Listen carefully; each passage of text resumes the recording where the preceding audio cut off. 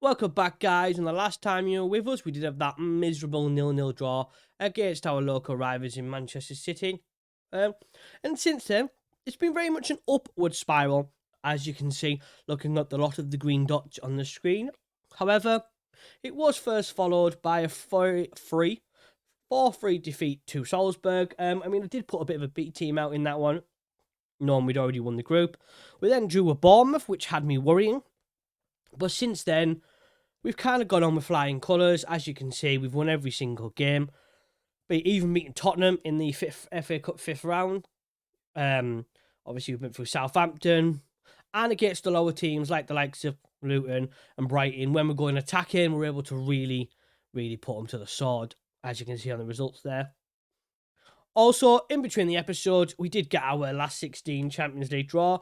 And, well, as you guys can probably guess, looking at the screen, right in front of you there, we do have Paris Saint-Germain. But as you can see, we are halfway through February, so that means the January transfer window has been and gone.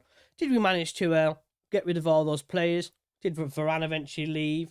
Did Antony eventually go? Did we manage to bring in players for the future? Well, it wasn't as exciting as you'd expect it to be. It was still probably as equally frustrating as the normal transfer window of the season, with the added benefit of the fact is we did have about £43 million to spend. And as you can see, we've still got eight of that left. The projection is coming down slowly, but it is coming down. So what did we do with, 40 million of that? What did we spend it on? Anything fun? Anything good? Let's have a look. First of all, not a big one really. Tom Heaton agreed a pre-contract with Juventus of all clubs. I offered him for about £100,000 to go there. Now, Juventus took that up. So, Tom Heaton has in fact gone to Juventus of all clubs. And you can see, however, Johnny Evans has agreed to leave and go to Marseille at the end of the season with that one. The only reason why I didn't offer him out straight away is because I felt like we needed the depth just to cover us till the end of the season. And this guy, I tried to sell him, but nobody wanted him, which just seemed like a shame because he looks like he's a half-decent player. But not up to the Manchester United standard.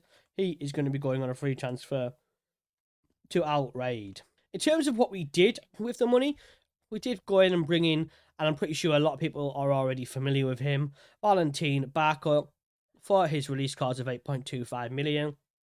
Boca did ask if they could have him back on loan within the deal. I agreed because, quite frankly, right to this moment, he's not going to be playing too many games, so he may as well go back, continue to play for them, hopefully play a lot of games to the end of the season, and then we could bring him back, bring him in, and he could be the future of this football club, only 19-year-old. And the other signing was Jonathan Tah as well. I think we paid his release clause of about £28 million. The fact that his value is at that is slightly surprising. But he was happy to be a squad player. When you look at our squad, when you got the likes of Varane, who possibly might wants to leave, Martinez, and then you've got Maguire, and then after that, there isn't really anybody else. He's 28-year-old, and it wasn't too much. Solid centre-back to bring in. Could probably start for us if it came to it. But I thought, as for squad depth, maybe going forward for the next couple of years, I brought this guy in just to add some squad depth in there. Like I said, he cost about £28 million, and he will compete for that starting lineup. Plenty of games for Leverkusen as well. Looking like a solid centre-back. First touch as well, so he's a ball-playing defender. Good at heading, good composure, jumping reach, strength. So strong centre-back, good on the ball, got a good brain. Kind of the player you want, especially in all the competitions we're expecting to be in. Premier League, Champions League, FA Cups, Carabao Cups. Well, we were. I thought for the future going forward, good bit of squad depth there. In terms of the incomings, that was kind of it. That was all the transfers of him costing 28 and him costing 8 million. There wasn't really much more to spend. We did, and we still are, trying to sell Antony, but pretty much nobody was interested in him. And I mean nobody. Nobody wanted to pay his wages for loans. Nobody wanted to buy him. I think players are looking at buying him for about £9 million, some teams, sorry. Obviously, I'm not going to sell him for that cheap.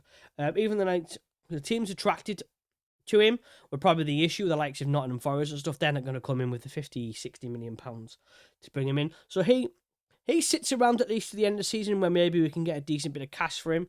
And even though we did just bring him in the season, Jorgen Strand Larsen is kind of and I kind of get why he's complaining. He is down as a regular starter. He was brought in just to add that squad depth just for this season with us having no money. He is just down as a regular starter. Obviously, he hasn't been a regular starter. So he has complained a lot. I asked him to be a squad player. Not interested. He is only 24-year-old. He wants to start. I wanted to sell him. But then again, it seems to be the issue at the moment.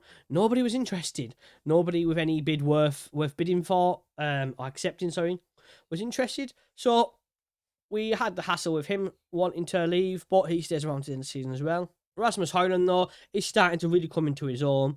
22 games, 10 goals, 3 assists, and I still look at that average rating of 7.24. He's starting to become value for money for all that full £64 million. I wanted to start with him. I wanted to stick with him because I know the more he plays, the better he gets. And showing faith in him is massively being rewarded. I mean, look at all those stats showing up. Work rate, decisions. He's the future star striker for this team. And I have to mention the star of this season so far. Playing on that left-hand side, Marcus Rashford, 26 goals, 26 games, 20 goals, 5 assists, and average 7.5 rating. He is absolutely a star, absolutely smashing it. Not a problem at all. And in fact, I think he is starting to catch up to Erling Haaland a little bit. So he's definitely in the running for that golden boot there. The biggest decision I think we're going to have, because he is only 30-year-old, so he's not necessarily old, but I can see his stats are starting to dip, is Varane is doing really, really well for us, especially going forward, which is, I know he's a centre-back. So it's finding that balance because he's doing really, really well. He's already said he's not going to sign a new deal and he's going to have 1 year left at the end of the season. His stats are dipping, but he's such a crucial player. So do I keep him? Do I try and convince him to stay? Can I lower his wages? Because that's a lot of wages for someone who but as much as I was quite happy to let him go, quite frankly, I'd actually like him to stay around at least 1 more season, but if he doesn't sign, let's be honest, the smart thing is just get as much money as we can for him. Where that does leave us, which is kind of strange, is we are top of the league and 4 points clear of Manchester City. And trust me, I did not expect to be anywhere near the top at the moment. I expected to fight for the top 4. It's Manchester United. Been a rough couple of years, but I expected to fight for this top 4. I did not expect to be flying high at the top of the league. 12 games to go. You never know. Could we get a title in the first season? I wouldn't say it's unrealistic. I mean, it is. But given maybe, I don't know, maybe the way I've set the team up, certain players coming into their own with Rashford, Eriksen doing well, Casemiro at the back there. It seems to all be fitting in nicely. And as you saw by all the lot of green dots, we're absolutely smashing it at the moment. But we've had a nice review of what we've been up to since the Manchester City derby. Nothing too exciting on the transfers. Hopefully the summer transfers can be a lot more exciting for you guys and for me. And we can really bring the age down of the squad and develop it. But let's get to the main part of today. It is the Champions League first knockout stages. We are away at Paris Saint-Germain. We are expected to lose. We weren't expected to even get through to the knockout stages. So it's kind of a free hit. One thing I have failed to mention previously is we have been riddled with injuries. Sancho's injured. Eriksen's been injured. Maguire's been injured. We've had Rashford out. We've had Casemiro out. We've just consistent injuries, and at the moment, I don't know where he is.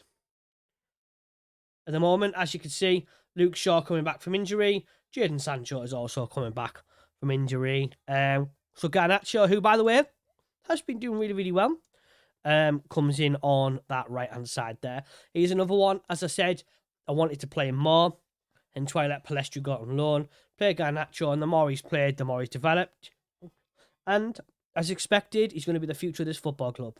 Let's get straight into kick-off. We are being positive, brought it down for attacking. We have got our wing-backs pushing on. We have turned Expressive off. We have turned that off for a while. So players are just more focusing on their positions rather than being too creative, because I don't think the squad's good enough to be playing too far from what their job roles are. God, Dembele looks small, doesn't he? He's not that small, surely. PSG with the first chance there. Great save by Onana. Here's another one where we've been very hit and miss about whether we're going to keep him or not. Because 1 minute he's an absolute world-class goalkeeper, and the next minute he's running way too far out for the ball and leaving the goal completely empty. We have managed to nick the ball back here. Can Garnacho do anything with it? I know it is that old cliche, but I think realistically, would I take a draw today? Of course I would. Of course I'm not going to go for a draw. That would be silly. But I think if we could walk away with a draw today, take it back to Old Trafford, put the crowd, home advantage, I think we can be happy with that. Hopefully we're not in for another boring game. Obviously, when I brought the Manchester derby, I was expecting it to be absolutely flying, exciting. I mean, other than the red card to regular, which was just stupid. It was a boring game. And as I say that, we are currently 33 minutes in, and I think we've had 3 highlights in the entire half. So, it appears I have very, very exciting games, except when I turn the camera on, apparently. And then nobody does anything. Well, this is like the last highlight before the end of the first half. So, pretty much from like the 20th minute all the way to the end, there was not a single highlight. I did actually have to check to see whether we had highlights on. It was getting that long without a highlight. So, we are now a game and a half into possibly the most boring games we've seen for a while. I mean, the off-camera games have been fun, exciting, end-to-end. I think we beat Brighton 6-3 after being like 4-0 up. Nice and exciting end-to-end. Apparently, when I put the camera on, it all goes to, yeah. I told the boys they need to wake up a little bit. We need to be a bit more exciting. You know, we're on camera, and on camera. You know, we need to put on a bit of a show. You know, justify why we are top of the league, why we've got lots of green dots and lots of wins coming into January after that miserable draw against Manchester City. We need to show some more highlights, show you guys what we've been up to, how good this team is. It is worth pointing out when you're looking at the likes of Wan-Bissaka, Martinez, Mount, Garnacho, Rashford, Højlund, so 6 of our starting 11 are around the 25, 26 and below mark. So when we are going to improve and bring the starting 11 down, obviously look at the likes of Varane, Casemiro, even Bruno. Bruno's going to be 30 soon. We're going to be looking at replacing the likes of these guys. So by the time we finish this series, this team... PSG have scored, but is it going to be rolled offside? Probably not. It was rolled offside. It was offside, okay. But by the time as I was saying, by the time we finish this series, we'll have a much younger squad with a very, very world-class and bright future, so this team can win many titles. Back to where, annoyingly, Manchester United should be. So the pressure's on by PSG at the moment there, so I am just going to change things a little bit. See if we can force them back a little bit. I have took the... oh, no. Please say that's a corner. I was just about to say, is that another penalty in the big game? If it was regular, I'd have been like, nope, you're dumb. But it's our turn for a highlight, hopefully. Mount's getting used to that central midfielder player position. Can Rashford do anything? No, that was an absolute waste. Can we continue this as our highlight? Can Garnacho do it? Oh, was he offside? Oh, I wouldn't have thought that, like. I mean, we are pretty much end-to-end. The XG's the same, shots the same. We're very much certainly not getting outclassed and certainly not the weaker team, as probably suggested by the media, who all seem surprised we made it even this far. PSG have got a highlight here. Ooh. I mean, it says a lot when PSG actually have been linked with a few of our players, with the likes of, was it Anthony or Delors? I think they're interested. Rashford, they wanted to bring in Marcus Rashford. There's been a big link there. We did have a few worries there. Sorry, pause that for a second. We did have, actually, it's just reminding me, we did have a few worries. The likes of, I can't remember who it was. Rashford was unhappy that I wouldn't let him leave. And I think it may have been Varane, because there was interest coming in, for big money interest, and they were wanting to leave. And even both came to me and were unhappy about it. But I did sort of say, you know, if I want to keep you. They were like, no. So I managed to agree, we'll sell you at this price. But it was at a price where realistically, I think for Rashford, it was about £105 million. So if someone comes in for that money, would I be gutted to lose him? Absolutely. But can I replace him? Absolutely. For £105 million. Well, this is probably going to be, if that was the most pointless highlight I've ever seen. Unless something mad's just about to happen, which it isn't. That is the most pointless highlight I've ever seen. So, I don't really know what to say, guys. This is now the second game in a row where we've been absolutely boring in front of the camera. But nevertheless, let's be realistic. 0-0 away to PSG. We can take them home. All we've got to do is win. Doesn't matter what the scoreline. We've just got to win to get ourselves in the quarter-final of Champions League. And just on one more note, we did beat Tottenham in the 4th round, and we were then given a 5th round tie against Plymouth. So I am expecting that we will be winning this. I mean, it doesn't mean anything, it doesn't mean we will, but I am expecting that we are going to be winning this. So there we have it, guys. January has been and gone. Manchester City derby was a boring game. The PSG Champions League game was a boring game. January was not as exciting. I'm hoping I can ship a lot of these players out, get a lot of cash and a big transfer budget in the summer. But nevertheless, we've brought in the young lad from Argentina. We've got Palestri out on loan. We've got Garnacho. We've got Malacia. The likes of Martinez. Rashford, still Højlund, who's brought in, who's really coming into his own. So I'm already building a lot younger, world-class squad.